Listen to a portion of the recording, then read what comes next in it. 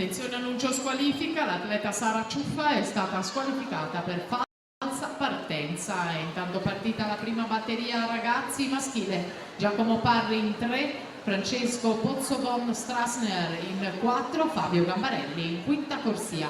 Nella seconda batteria ragazzi 2001 nuoteranno Damiano Beglio in corsia 1, Andrea Loduca in 2, Marco Gaic in 3, Enrico Cattai in 4, Marco Masonni in 5, Paolo Lalato in 6, Alessandro Miotto in 7.